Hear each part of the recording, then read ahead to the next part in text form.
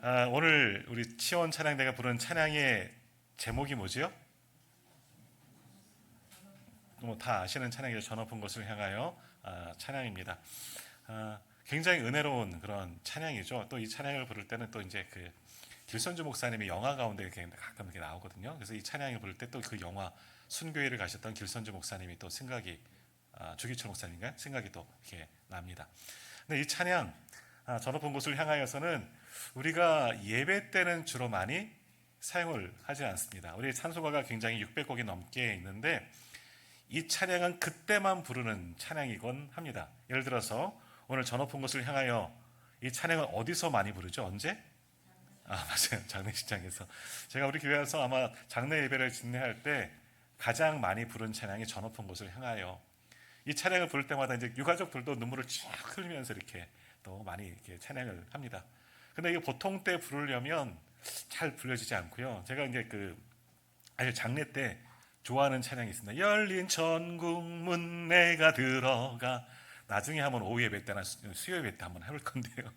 이 찬양도 너무나 은혜가 돼요. 열린 천국문 내가 들어가는 것이 얼마나 은혜입니까? 그런데 예배 때 부르면 왜 이 찬양을 부르지? 이런 마음들이 있는 겁니다. 조금 있으면 이제 대림절이 시작되어지고 11월 마지막 주가 대림절 첫 번째 주간이고 성탄의 절기가 시작되어지는데 이때 되면 성탄 찬양을 좀 많이 부릅니다. 그죠? 뭐 캐롤도 예배전 찬양 때 캐롤도 부르고 뭐 찬양을 부르는데 또 그 찬양은 그때만 불러요. 다른 때 부르면 아직 성탄 아닌데 왜 이걸 부르지? 또 그럴 때가 있고 또 고난절 때 부르는 찬양이 있습니다. 그때 부르는 찬양은 또 그때 부르고 또 딴 때 부르면 또 이상하게 생각하는 그럴 때가 있습니다. 그래서 사실은 예배 모든 찬양이 다 가하죠. 어떤 찬양이든지 은혜로운 찬양이고 하나님께 영광 올려드리는데 우리가 구분하고 또 편협한 마음으로 좁은 마음을 생각하면서 또 예배도 또 그렇게 생각할 때가 참 많이 있는데 어떤 찬양이든 또 예배 때 다 불러도 함께 은혜를 나누고 또 그 가사와 그 곡에 또 은혜 받고 함께 아멘하면 너무나 좋을 것 같습니다. 자, 오늘 이러한 얘기를 꺼내는 것은 뭐냐? 오늘 저 높은 곳을 향하여는 일부러 이제 찬양을 좀 이렇게 선곡을 했는데 오늘 말씀의 주제가 이제 죽음과 관계된 것이기 때문이다라는 거지요. 오늘 이제 말씀의 주제는 뭐냐 하면 미리 이제 요약 부분을 읽어보신 분도 계시겠지만 부활 신앙이 가장 주된 기사입니다. 우리 기독교가 다른 종교랑 다른 것은 뭐냐? 부활 신앙이에요. 다른 것은 부활이 없어요. 천국이 있고 뭐가 있지만 부활은 없습니다. 우리만이 부활이 있는 거예요. 부활이 있기에 하나님 나라도 있고 그 영생이 있는 거죠. 이것을 믿는 것이 오늘 우리 기독교이다. 오늘 이 믿음으로 정말 영원한 하나님의 나라를 소유할 수 있는 저와 우리 모든 성도님들 다 되시기를 주님의 이름으로 축복합니다.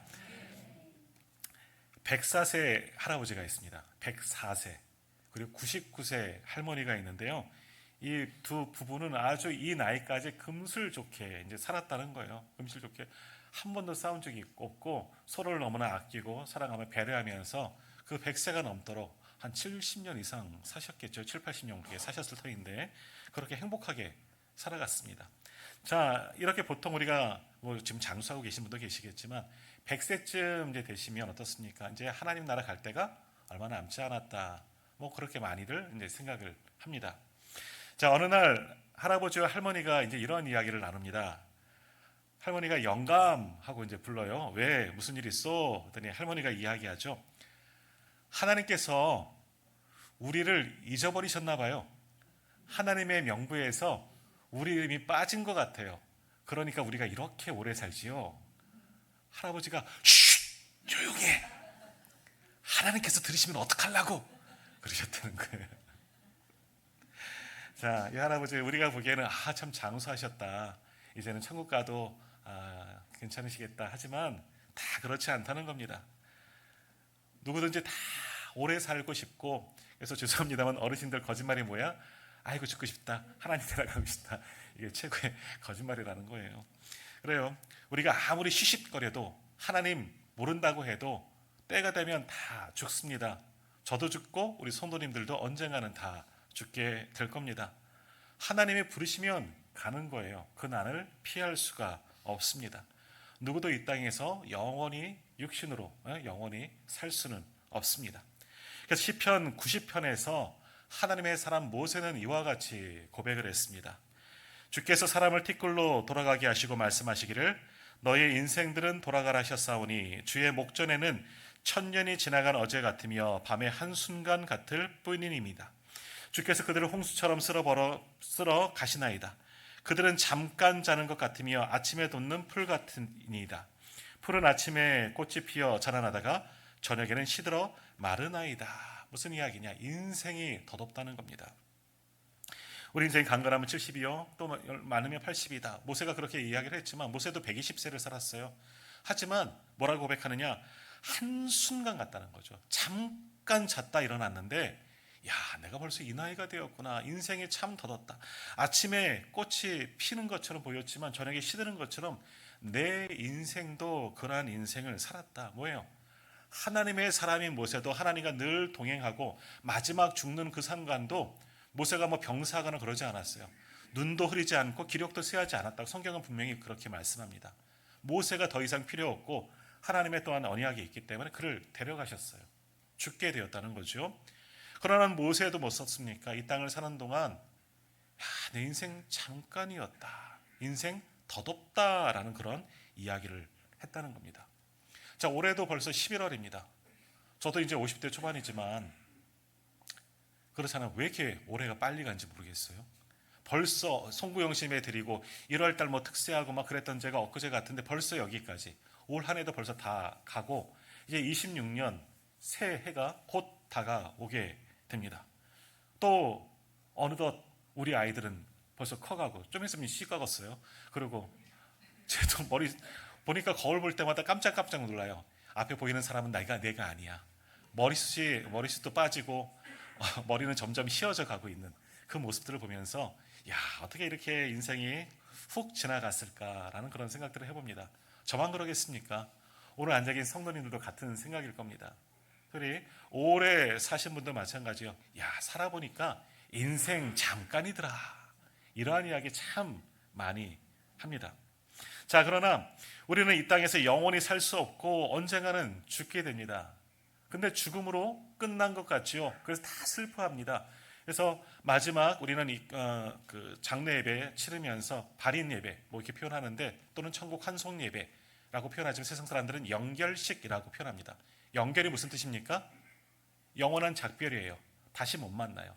그러니까 영결식이라고 표현하는 거예요. 못 만나니까. 그러나 우리는 천국 환송식이라고 표현합니다. 이게 끝이 아니거든요. 다음에 있습니다. 천국으로 보내드리는 거예요. 그래서 기쁨과 감사함과 은혜로 마지막 예배를 이렇게 장례를 집례하게 됩니다.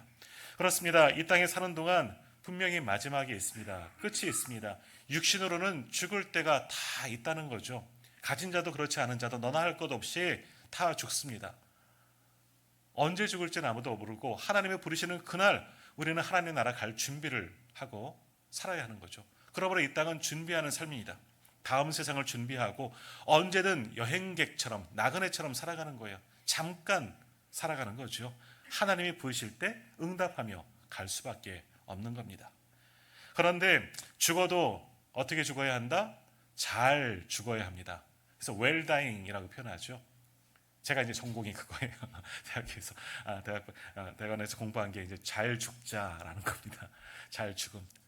왜 그것을 선택했는지 교수님이 너 뭐 할래? 그럴 때 죽음 교육할게요. 이제 그래갖고 이제 하게 됐는데 잘 죽는 게 우리에게 참 좋은 거예요. 잘 죽는 게 뭔지 아십니까? 근데 최고의 죽음이 뭘까요? 요한계시록 14장 13절에서는 이런 말씀을 합니다. 주 안에서 죽는 자들이 복이 있도다. 아멘. 주 안에서 죽는 거예요. 다시 말하면 예수 믿고 죽는 것이 가장 최고의 죽음인 줄 믿습니다. 자, 대그룹 회장님이 죽거나 아니면 지극히 가난한 사람이 죽거나 죽으면 다 똑같아요. 가지고 있는 거 가지고 갈 수 있느냐? 그렇게 벌어도 가지고 갈 수 없어요. 빈손으로 가는 거예요. 태어날 때도 빈손으로 태어나고 갈 때도 빈손으로 갈 수밖에 없습니다. 그러나 믿는 사람들은 달라요. 예수 믿음을 통해서 주 안에서 죽기 때문에 복이 있는 거예요. 그 복이 뭔 복입니까? 이 땅에 가지고 있는 거 가져갑니까? 아니죠. 구원이에요. 구원. 성경에서 말하는 복은 무조건 다 구원이에요. 구원. 세상에 천국에 가면 뭐 금집이 있고 뭐 금길이 깔려 있고 뭐가 있고 아니에요. 그럴지는 모르겠지만, 그럴 수도 있지만, 그렇게 예배하셨겠지만, 그러나 내가 천국에 가는 것, 그것이 최고의 복인 줄 믿습니다. 오늘 예수 안에서 잘 죽으시는 우리 성도님들 되시기를 주님의 이름으로 축복합니다. 아멘. 감사합니다. 아멘 안 하실 줄 알았어요. 그래, 잘 죽는 게 큰 은혜입니다. 잘 죽어야 합니다. 자, 오늘 본문 말씀 한번 보겠습니다. 오늘 본문에는 이제 베다니 나사로가 살아난 그런 기사, 우리가 너무나 잘 알고 있는 기사입니다. 이 베단이라는 마을은요, 예루살렘을 중심으로 동쪽으로 4km 정도 가면 있는 곳이 베단이라는 곳입니다. 그러니까 굉장히 가까운 곳이 멀지 않은 그런 지역이고요. 지금은 이 베단이도 예루살렘 시가지 안에 포함되어졌다라고 이야기를 합니다. 그러니까 베단이라는 것은 그냥 예루살렘이라고 볼 수도 있습니다. 이 동네에 누가 삽니까? 나사로, 마르다, 마리아, 너무나 유명한 세 남매가 살고 있습니다. 특별히 이 가정은 부모님이 아마 일찍 돌아가신 것 같고요. 나사로가 가장이고요. 두 여동생과 함께 의좋게 살아가는 가정이고, 또 하나 이 가정이 좋은 귀한 것은 뭐냐? 예수님의 소위 말하는 측근이에요. 예수님의 사역을 그냥 물심장면으로 다 보필했던 가정. 예수님도 예루살렘에 갔다가 쉬시기 위해서는 이 나사로의 집에 자주 들르셨던 곳이에요. 그만큼 예수님과 아주 가깝고, 연령면으로도 보면 예수님과 거의 비슷한 연배의 사람들이 이 나사로 가정이었던 것으로 보입니다. 어찌 보면 예수님의 친구라고 볼 수가 있지요. 근데 오늘 말씀 이 요한복음 11장 전체가 다 그 이야기인데, 이 가정에 큰 변이 일어났습니다. 불행이 생겼죠. 뭡니까? 오빠, 이 가장이라고 할 수 있습니다. 나사로가 죽을 병에 들게 되었고, 그 병으로 말미암아 결국 죽게 되었다라는 겁니다. 오랫동안 같이 알아왔던 불치의 병이거나 그런 병이었다면 준비가 되었겠지만, 갑자기 벽이 생겼고 갑자기 죽게 된 겁니다. 그러니까 이 가정은 큰 충격에 빠지게 된 거죠. 이때 그 두 여동생 마르다와 마리아, 아무것도 할 수 있는 게 없어요. 의사를 불러도 약을 써봐도 차도가 없는 거죠. 점점 시름시름 앓고 죽을 것 같아요. 그래서 할 수 있는 게 뭐냐? 예수님을 부르자 합니다. 예수님도 잘 오셨고, 예수님이 하셨던 기적들을 잘 알기 때문에, 예수님이 우리 가운데 오셨다면, 예수님께서 오시면 예수님께서 고쳐주실 거야. 수많은 병자들을 고쳐주신 것처럼 예수님이 빨리 오시면 우리 오빠도 나을 거야 함을, 그런 기대감을 가지고 예수님께 연락을 보내게 됩니다. 지금처럼 전화가 있으면 참 좋으련만 사람을 보내는 거죠. 예수님이 어디 있는지 찾아야 되고, 그곳에 예수님을 부르러 사람을 보냈습니다. 조금 올라가셔서 6절을 보시면 이 기별을 받고 예수님이 바로 내려오셨느냐. 6절, 11장 6절 한번 보세요. 나사로가 병들었다 함을 들으시고 그 계시던 곳에 이틀을 더 유하시고 라고 말씀하고 있습니다. 자, 나사로 가정이 큰 환란이에요. 오빠가 죽게 생겼어요. 언제 죽을지 모르는 지경이에요. 너무나 크게 아파요. 많이 아파요.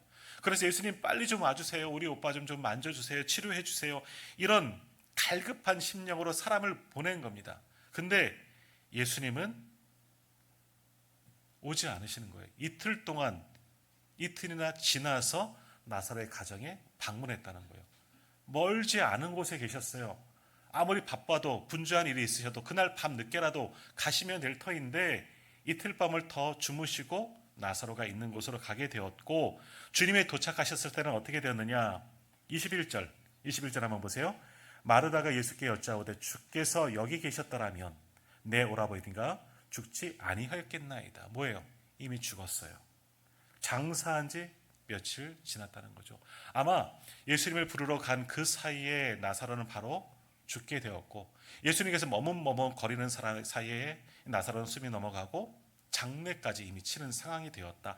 예수님이 올 때에는 이미 장례 치러서 쭉 내려가면 나오지만, 유대인들의 그 장례법에 의해서 돌무덤, 예수님도 돌무덤 속에 있었잖아요. 돌무덤에 납골되어 있는 겁니다. 시신이 붕대로 감겨져서 그렇게 안치되어져 있는 상황이 되었다라는 겁니다. 그러니까 이 21절 말씀, 마르다가 예수께 여짜오되 주께서 여기 계셨더라면 내 오라버니가 죽지 않았을 것입니다. 뭡니까? 왜 주님 안 오셨어요? 주님 오셨으면 우리 오빠 안 죽었잖아요. 원망의 말일 수가 있는 거죠. 주님이 저희가 연락 보내신 것 듣고 바로 오셨더라면 우리 오빠 안 죽었을 거예요. 왜 이제 오셨어요?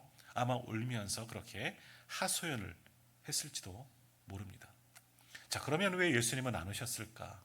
뭐 성서학자들은 여러 가지로 추론을 하고 이랬을 것이다, 저랬을 것이다.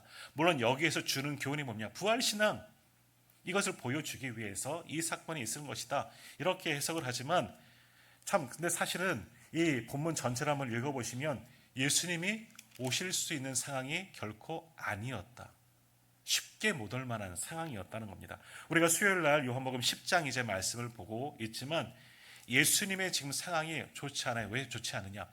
유대인들과 관계가 좋지 않습니다. 예수님을 믿기로 한 자들은 우리가 7장인가요? 9장인가에서 보았죠? 출교하기로 하죠. 유대 공동체에서 내쫓자 하는 그런 상황이 있고요. 그러니까 예수님을 믿으면 안 되는 거예요. 유대인들과 사이가 좋지 않고 예수님의 이적을 보았지만 사람들은 싫어하고 심지어는 예수님을 죽이려고 하는 일들도 벌어지고 있는 상황인 거죠. 그런데 이 베다니는 예루살렘과 가깝기 때문에 더 많은 유대인들이 있을 것이고, 그렇다면 예수님이 그곳에 오면 발각되어지면 예수님도 큰 공경에 치를 수 있는 상황이다라는 겁니다. 그래서 어떻게 알 수가 있느냐? 다시 한번 조금만 앞으로 한번 가봅시다. 7절 한번 보시면은요, 예수님께서 유대로 다시 가자 제자들에게 이르시되 유대로 다시 가자 하고 이야기합니다. 그런데 8절에서 제자들이 뭐라고 이야기하나요? 8절 말씀, 11장 8절을 한번 보십시오. 제자들이 말하되 라삐여, 방금도 유대인들이 돌로 치려하였는데 또 그리로 가시려 합니까? 뭐예요? 조금 전에 어떤 일들이 있었냐? 예수님을 방해하는 자들이 예수님을 죽이려고 돌로 치려고 했다는 거예요.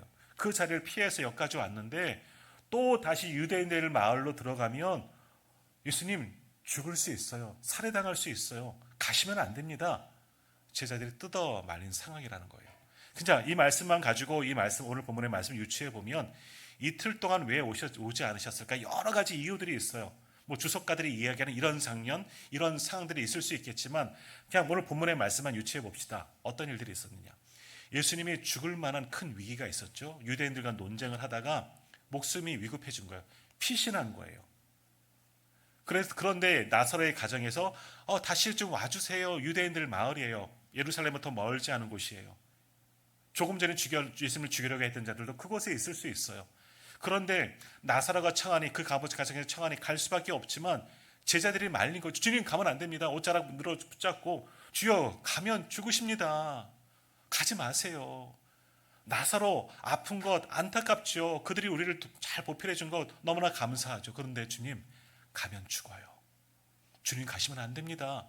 아마 제자들이 극구 반대했던 것으로 오늘 말씀만 보면 그렇게 생각해 볼 수도 있어요. 이게 꼭 맞는 것은 아니지만 그렇게 생각되어집니다. 그럼 이틀 동안 뭐 했어요? 그를 설득한 거죠. 주님 편에서는 그래도 가야 한다. 그래도 가야 한다. 야, 나사로가 아프지 않니? 여기에도 하나님의 뜻이 있다는 거야. 조금 더 올라가셔서 4절 말씀 한번 보시겠습니까? 4절에 주님이 어떤 말씀을 하시느냐? 예수께서 들으셨다는 것은 나사로가 아프셨다는 걸 들으신 거예요. 예수께서 들으시고 이르시되 이 병은 죽을 병이 아니라 하나님의 영광을 위함이요 하나님의 아들이 이로 말미암아 영광을 받게 하려 함이다. 야, 나사로 죽을 병도 아니고 이를 통해서 하나님의 영광을 받으시기 위한 사건인 거야. 제자들에게 말한 거죠. 근데 제자들은 안 됩니다. 가시면 예수님 죽습니다. 왜 죽음의 길을 가시려고 합니까? 안 됩니다. 또 한편 뭡니까? 제자들도 두려운 거죠. 그들 같이 가면 같이 갈 수밖에 없는데 자기들도 두려운 거죠. 유대인들의 그 눈을 피해서 가지 못하게, 예수님과 어찌 보면 뭐 성경에는 기록되지 않았지만 그 이틀 동안 실랑이를 했는지 몰라요. 예수님 가자. 하나님의 영광을 위해 우리가 함께 가자. 아니요, 가면 죽습니다. 그런 상황일 수도 있는 거예요. 그래서 결론적으로 어떻게 됐느냐? 16절 조금 내려가셔서 16절 한번 보시겠습니까? 디두모라고 하는 도마가 다른 제자들에게 말하되 우리도 주와 함께 죽으러 가자. 설득당한 거죠. 우리도 주와 함께 죽으러 가자. 주님의 죽으심은 십자가의 죽으심이에요. 이제 그것을 이제 이야기하시면서 나사로가 잠들었다. 뭐 이게 다 여러 가지 이야기하는데 도마는요, 이제 어쩔 수 없다는 거죠. 예수님이 그렇게 목숨을 각오하시고 죽기를 각오하시고 가시려니 우리도 뭐라고 얘기하는 거예요? 주와 함께 죽으러 가자. 유대인들을 맞아 가서 죽든 살든 우리도 한번 같이 가자. 결단하는 거예요. 그러니까 도마의 결단 가지고 함께 제자들과 함께 내려가게 되었다. 이게 이제 이틀 정도의 시간들이 걸렸다 하는 겁니다. 물론 예수님은 자신의 목숨 때문에 참 머무신 것도 아니에요. 제자들이 말렸다고 머무신 것도 아니에요. 4절의 말씀대로 하나님의 영광이 여기 있고 이를 통해서 하나님의 아들이 영광을 받게 하려는 뜻, 다시 부활 소망을 심어주기 위한 하나님의 뜻이 여기 숨겨져 있다는 건데, 그것도 말씀하시면서 하는데 제자들은 깨닫지 못하고 가지 말라 죽습니다, 뭐 이런 일들도 있었다는 거죠. 여튼 이러한 상황 가운데 제자들과 함께 나사로의 집으로 갔는데 어떻게 됩니까? 나사로는 이미 다 죽어서 매장된 상황이다. 그의 동생 마르다가 나와서 주여 왜 이제 오셨어요? 주님 빨리 오셨으면 우리 오빠가 죽지 않았을 터인데 이미 다 죽은 상황입니다. 원망하며 하소연하는 거죠. 그러나 주님은 분명히 말씀하셨어요. 죽지 않았다라고 말씀하셨습니다. 자, 한번 11절 한번 보시겠습니까? 11절. 이 말씀하신 후에 또 이르시되 우리 친구 나사로가 잠들었도다. 그러나 내가 깨우러 가노라. 잔다는 겁니다. 잔다는 거. 주님은 이미 나사로가 죽었구나 하는 것을 아셨지만 이것을 잔다라고 표현하시죠. 왜? 이것을 통해서 하나님께서 영광을 보여주시기 위해서 이 사건을 계획하신 것이기 때문에 나사로는 죽은 게 아니라 잠시 자는 것과 같다는 거. 아니 죽었죠. 그러나 마치 자는 것과 같으니 내가 다시금 깨우러 간다, 부활케 하려고 간다라고 말씀하십니다. 그리고 결국 갔습니다. 그리고 무덤 앞에 이르러 무덤에 이 돌을 치우고, 이제 이 우리가 읽은 이 다음에 나오는 말씀이죠. 39절에 보시면 돌을 옮겨 놓으라. 마리아가 또 이야기합니다. 마르다가 이야기하죠. 죽은 지 나흘이나 되었다는 거죠. 벌써 냄새가 납니다. 시신이 그 당시 기후로는 빨리 부패하기 때문에 냄새가 납니다. 그러나 주님께서 40절에서 뭐라고 말씀하십니까? 내 말이 내가 믿으면 하나님의 영광을 보리라 하지 아니하였느냐 하면서 이제 나사로의 이름을 부릅니다. 43절 보십시오. 이 말씀을 하시고 곧 큰 소리로 나사로야 나사로야 부르시니 어떻게 됩니까? 죽은 자가 수적을 배로 동인 채로 나오는데 그 얼굴은 수건에 쌓였더라. 예수께서 이르시되 풀어놓아 다니게 하라. 나사로가 살아나게 됩니다. 우리로 말하면 관뚜껑 열리고 우리 염하죠. 마지막 장례를 하면서 화장을 하고 간에 누웠던 사람이 있고 꽁꽁 묶인 채로 그대로 나왔다. 뭐 기적이 일어나는 거죠. 얼마나 사람들이 놀랐을까. 나사로도 놀랐겠죠. 내가 살아났다니 놀랐겠지만 나사로의 가족들, 주변 친지들, 친구들, 그리고 누구까지 놀랐을까요? 예수님을 죽이려고 했던 이들도 그 현장 속에 있었을 겁니다. 야, 어찌 이와 같은 일이 일어나느냐? 죽은 자가 어찌 살아나느냐? 어떤 사람들 가운데는 야, 이거 짜고 친 거 아니야? 짜고 친 고스톱 아니야? 이렇게 위급한 상황이니까 나사로 가면 아주 친한 가정이잖아. 네가 이렇게 해. 계획하고 잠깐 무덤에 들어갔다 나와. 예수님이 더 놀라운 것을 보여줄 거야. 이렇게 이야기하는 사람들도 분명히 있었을 거예요. 그러나 주님께서는 왜 이러한 일들, 정말 죽었다가 일어난 거죠. 살아난 거죠. 왜 이러한 것들을 주셨냐? 그리고 또 하나 우리가 생각해 볼 것은 뭐냐? 나사로가 그러면 부활했어요? 영원히 죽지 않았을까요? 죽지 않았다면 지금 우리가 나사로를 만날 수 있었겠죠? 나사로가 세계를 다니면서 내가 예수님이 살리게 하신 나사로입니다 하면서 전도하면 얼마나 많은 사람들이 오를까요? 지금 나사로가 살아있다면 지금 몇 살일까요? 2000살이 넘었겠죠. 네. 나사로도 죽었습니다. 나중에 또 죽었을 겁니다. 물론 하나님 나라 갔겠죠. 주님께서 이것을 보여준 사건은 뭡니까? 잠깐 자다가 일어난 것처럼 우리에게도 그렇게 또다시 일어날 수 있다, 살아날 수 있다. 많은 이단과 사협이 신비한 단체에서 내가 죽었다 살아났다, 나도 살리는 능력이 있다 하는 이들이 많지만 결국 다 가짜입니다. 그들은 뭐 살아났다고 이야기했지만 영원히 살 수 있느냐? 아니요. 그들 보세요. 다 죽어요. 구원과 박태선도 마찬가지고 신천지 교주들 뭐 다른 여러 가지 이단들 자기가 하나님이야 이제는 막 보혜사야 등등 이야기하지만 그중도 그들도 병에 걸려서 지금 언제 갈지 몰라요. 곧 죽으면 그 이단들이 어떻게 될지도 모르겠습니다. 다 죽어요. 누구나 다 병들어 죽을 수 있어요. 예수님의 사랑을 받는 자들 나사로잖아요. 그도 병들어 죽을 수도 있다는 거죠. 우리도 마찬가지예요. 우리도 오래 살고 싶지만 우리도 언젠가는 다 죽게 됩니다. 그러나 오늘 주님의 이 사건을 우리에게 보여주시는 것은 죽음이 끝이 아니다. 나사로를 통해서 우리에게 예표로 보여주신 귀한 사건이라는 거죠. 주님의 오신 목적, 이 사건을 통해서 우리에게 주시는 목적은 뭡니까? 부활 신앙이 있다는 거예요. 이 땅의 삶은 영원한 삶은 아니고 죽을 때가 있지만 그러나 죽음이 끝이 아니라는 거죠. 오늘 25절, 26절 주님이 이 말씀을 우리에게 전하시는 겁니다. 자, 25절과 26절 우리 한번 같이 읽겠습니다. 예수께서 이르시되 나는 부활이요 생명이니 나를 믿는 자는 죽어도 살겠고 무릇 살아서 나를 믿는 자는 영원히 죽지 아니하리니 이것을 내가 믿느냐. 아멘. 이 부활신앙을 심어주기 위해서 나를 믿는 자는 죽어도 살아봐 나사로 하나님의 능력으로 다시 살아났어요. 물론 나중엔 죽어요. 그러나 그 이후에 영원한 진짜 영원한 삶이 있어요. 자, 살아서 나를 믿는 자는 영원히 죽지 않느냐. 그럼 이 땅에서 예수를 믿으면 죽지 않고 어떻게든 버티며 살 수 있느냐. 그것을 이야기하는 것은 물론 아니겠지요. 한번 생각해 보세요. 우리 육신이 정말 죽지 않아요? 뭐 영화나 뭐 만화 영화 등등에서 나오는 어렸을 때 제가 보았던 은하철도 999라는 그런 애니메이션 만화가 있습니다. 8시쯤 시작해서 교회 가는 것 같고 항상 예쁜 메텔이 나오잖아요. 그거 봐야 돼요. 교회 가야 돼요. 엄마한테 혼나면서 교회 가고 뭐 그랬던 기억이 있어요. 왜 거기 어렸을 때 999 내용이 뭡니까? 그 999 열차를 타고 왜 갑니까? 영원 안드로메다에 가면 영원한 생명을 주는 뭐가 있다는 거예요. 기계가 있다는 거죠. 그거 얻으려고 가요. 우리 인간의 욕심은 영원히 사는 거예요. 근데 영원히 사는 게 꼭 좋을까? 이 육신으로 하나님 나라의 영원한 삶 말고 이 땅에서 영원한 삶을 사는 거 좋을까요? 만약 우리 조상들이 한번 돌아가시지 않고 이 땅에서 육신으로 오래 살았다고 해요. 뭐 중조부, 그 위에 고조부, 그 위에 지금도 온 가족이 함께 살아가고 계시면 우리 권사님들 참 좋으시죠? 할아버지까지 다 봉양하면서 너무나 좋은 말씀 들으시면서 얼마나 좋으시겠습니까? 사실은 그렇게 좋은 것은 아닐 거예요. 그리고 살 틈이 없어요. 살 곳이 없어요. 인류가 태어나면서 아무도 죽지 않았다면 지구가 좁아 터져서 못 살 겁니다. 그러겠지요. 그래서 죽게 하셨나? 뭐 그런 것은 아니겠지요. 그러나 오래 산다고 육신으로 오래 살고 그리고 남은 생에 정말 죄송합니다만 아프고 힘들고 힘겨워서 힘도 없는데 이런 상태로 오래 산다는 것은 고통일 수가 있는 겁니다. 죽는 것도 오히려 육신으로 죽는 것도 은혜인 겁니다. 하나님 나라에서 영원한 삶과는 틀린 겁니다.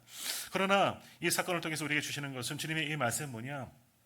이 땅에서 영원히 산다는 것이 아니에요. 하나님 나라의 영원한 삶, 정말 최고로 아름다운 우리 사람의 지식과 언어와 지혜로는 표현할 수 없는 그 아름다운 영원한 삶이 있다는 것을 보여주시는 거예요. 나사로는 죽었어요. 육신으로 죽었고 또 주님의 말씀을 듣고 살아났지만 이도 영원히 죽습니다. 육신은 죽습니다. 영은 살아납니다. 마지막 때 주님이 오실 그때는 영과 육이 하나가 되어 완전한 부활체가 된다 말씀하고 있지만 그런 모습으로 영원토록 살아가는 거죠. 이것은 신비입니다. 이렇게 되는 거예요. 죽었던 몸이 어떻게 살아나고 뭐 영혼이 어떻게 돌아오고 이것은 말로 표현할 수가 없는 거죠. 그래서 우리 믿음의 선배님들 가운데는 우리 요즘 많이 화장을 하잖아요. 남겨진 육신을 화장합니다. 화장 못하게 합니다. 왜? 돌아올 육체가 없잖아. 나중에 마지막 때 내 영혼이 돌아와서 이 몸과 하나가 되어져야 되는데 뼈가루가 되면 어떻게 일어나. 나 화장하지 마. 그런 분들도 있어요. 아니 살리시는 하나님께서 그것도 못하시겠습니까? 우리 에스겔 17장에 보면 마른 뼈 환상 보이시잖아요. 아시잖아요. 신비예요. 신비. 그러나 오늘 이 모든 사건을 통해서 우리에게 주시는 말씀은 뭐냐? 부활 신앙이 있다는 거예요. 영원한 하나님의 나라가 있다는 것을 보여주시는 겁니다. 하나님에게는 하나님 아들 오신 예수 그리스도에게는 살리는 힘이 살리는 능력이 있다는 거죠. 어떤 자들이 그 능력을 얻을 수 있느냐? 믿는 모든 자들이 얻게 되는 줄 믿습니다. 오늘 우리도 이 땅에서 육신은 다 죽어요. 그러나 믿음을 통해서 하나님 나라의 아름다운 영원한 삶이 새롭게 시작되는 줄 믿습니다. 빨리 죽는 게 복입니다. 아멘 안 하시잖아요. 부르실 때 부름 받고 가셔서 오래오래 정말 영원한 삶을 누리십시오. 이 땅에 사는 동안 내가 이 땅에 사는 것은 뭐냐 그러면 하나님께서 시간을 주고 우리가 필요하기 때문에 나라는 존재가 부족한 것 같지만 이 땅에서 할 일이 있다는 겁니다. 그러니까 남겨주시는 거예요. 이 땅을 사는 것도 복이에요.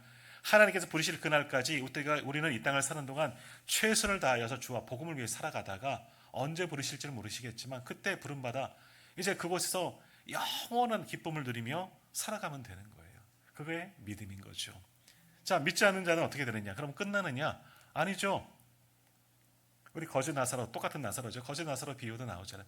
지옥이 있어요. 영원한 지옥이 있어요. 음부의 고통 속에서 영원한 삶을 사는 거예요. 거기 갇힌 부자가 뭐라고 이야기합니까? 내 주 아브라함이여, 내 아버지 아브라함이여, 저 나사로를 보내서 내 형제들에게 제발 좀 이야기해달라. 죽은 자가 살아나면 믿을 거다. 아니다. 선지자도 있고 성경도 있고 아무리 얘기해도 들을 자만 들을 거다. 결국 그런 이야기 하지 않습니까? 지금도 그래요. 우리는 물론 믿지 않는 자나 우리나 이 땅에서는 다 죽어요. 육신은 죽어요. 육신은 당연히 죽는 거지요. 하지만 마지막 때는 다시금 영원한 완전체로 살아나게 될 줄 믿습니다. 우리 믿음으로 우리는 하나님 나라에서 영원한 그 삶을 누리는 겁니다. 그러나 믿지 않는 자도 살아납니다. 죽지 않습니다. 영원히 음부의 고통 속에서 영원한 고통 끝이에요. 거기서는 건전할 방법이 전혀 없다는 거죠. 중요한 것은 뭡니까? 오늘 26절에서 주님이 맨 마지막에 하시는 이 말씀을 한번 기억해 보십시오. 뭐라고 말씀하십니까? 이것을 내가 믿느냐. 이게 오늘 말씀의 제목입니다. 이것을 내가 믿느냐. 오늘 우리가 믿는 것은 바로 이 믿음이죠. 예수 그리스도를 믿음을 통해서 영원한 구원, 생명, 부활 신앙을 가지고 나도 하나님 나라에 갈 것을 믿느냐. 에이, 이거는 뭐 성경에 나오는 구닥다리 이야기죠. 옛날 이야기죠. 누가 요즘에 이 첨단 과학 시대에 이것을 믿습니까? 죽음이라는 것은 과학적으로 보면 이렇고입니다. 이게 뭐 그 다음이 어디 있습니까? 등등의 이야기를 하는 건, 그들은 그렇게 말할지라도 이것을 믿는 건 우리의 선택이긴 하지만 우리의 몫이고요. 오늘 이 믿음을 통해서 오늘 우리도 하나님의 영광을 보게 될 줄로 믿습니다. 내가 구원받게 될 줄로 믿습니다. 오늘 이 질문 우리에게 언제나 주님을 묻습니다. 너는 이것을 믿느냐? 이것을 내가 믿느냐? 아멘. 믿습니다. 이것을 통해서 오늘 우리가 구원을 받고 부활신앙대로 영원한 생명을 누리게 되는 줄 믿습니다. 그러니 예수 믿으면 천국을 가는 겁니다. 오늘 예배하는 저와 우리 모든 성도님들, 이 부활신앙이 흔들려서는 안 됩니다. 다 믿으시기를 바랍니다. 믿음을 통해 구원받기를 바랍니다. 오늘 내가 이것을 믿느냐? 예, 제가 믿습니다. 아멘, 제가 믿습니다. 이 믿음으로 영원한 하나님의 나라를 소유할 수 있는, 영원한 생명을 소유할 수 있는 저와 우리 모든 성도님들 다 되시기를 주님의 이름으로 축복합니다. 기도하겠습니다.